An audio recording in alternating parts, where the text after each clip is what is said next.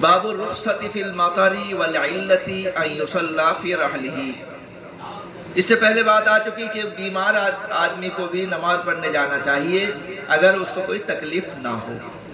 تو اسی لیے رخصت کا بیان لائے کہ اگر بارش ہو زیادہ، بہت زیادہ بارش ہو رہی ہے، آج کل تو چھتری کا زمانہ ہے لیکن پہلے تو یہ بھی نہیں تھی، تو بارش کے وقت ہے یا کوئی اور بیماری ہے یا کسی اور وجہ سے، شیر ہے، کوئی ڈکیت ہے، کوئی چور ہے نا، کہ گھر سے نکلے گا تو چوری ہو جائے گی، تو اس طرح کے اور کوئی پریشانی ہو سکتی ہے، تو ایسی صورت میں اپنے رحل یعنی اپنے ڈیرے میں، اپنے گھر میں نماز پڑھ سکتے ہیں۔ چنانچہ نافع رحمۃ اللہ علیہ کہتے ہیں کہ عبداللہ ابن عمر رضی اللہ تعالی عنہ ایک مرتبہ نماز کے لیے اذان دیے، سخت سردی کے موسم میں، سردی بھی چل رہی تھی اور بہت تیز ہوا بھی چل رہی تھی،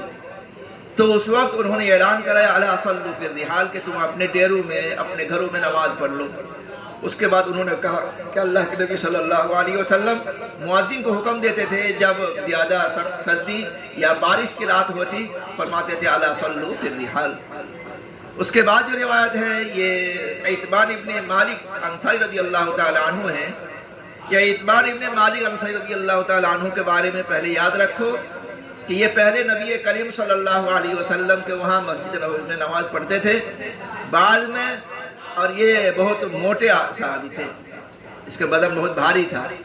بعد میں انہوں نے اجازت مانگی کہ اللہ کے نبی اپنے گھر کے قریب وہاں، یعنی اپنے قوم کے وہاں، اپنے پاڑاہی میں وہاں نماز پڑھنے کا انتظام کیا جائے، چنانچہ وہاں انتظام کیا کہ وہاں یہ امام رہے۔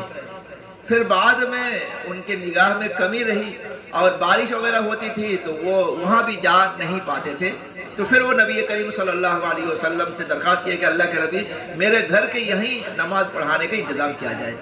تو آپ صلی اللہ علیہ وسلم کو انہوں نے دعوت دی تھی، اس کو یاد رکھو۔ عتبان ابن مالک رضی اللہ تعالی عنہ امامت کرتے تھے اپنے قوم کی، کہتے وَهُوَ أَعْمَى، وہ اندھے تھے، پہلے اندھے نہیں تھے، بعد میں ہو گئے تھے،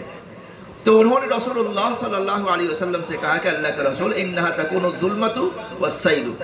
کہ بہت اندھیری ہوتی ہے، سیلاب بھی آتی ہے اور میرے نگاہ میں کمزوری ہے، لہذا اللہ کے رسول آپ میرے گھر میں نماز پڑھائیں، ایسی جگہ میں جس کو میں مصلی بناؤں، نماز پڑھنے کی جگہ بناؤں، برکت کے طور پر۔ چنانچہ آپ صلی اللہ علیہ وسلم ان کو وہاں آئے اور فرمایا کہ تم کہاں نماز پڑھوانا چاہتے ہو، اَیْنَ تُحِبُّ أَنْ أُصَلِّیَ۔ کسی آدمی کے گھر جائے تو جو آدمی جائے گا ان کو چاہیے کہ وہاں کچھ کرنے سے پہلے گھر والے سے اجازت لیں،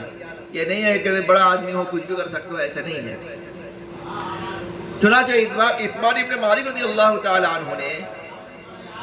اس جگہ کی نشاندہی فرمائی جہاں نماز پڑھوانا چاہتے تھے، چنانچہ آپ صلی اللہ علیہ وسلم وہاں نماز پڑھائی۔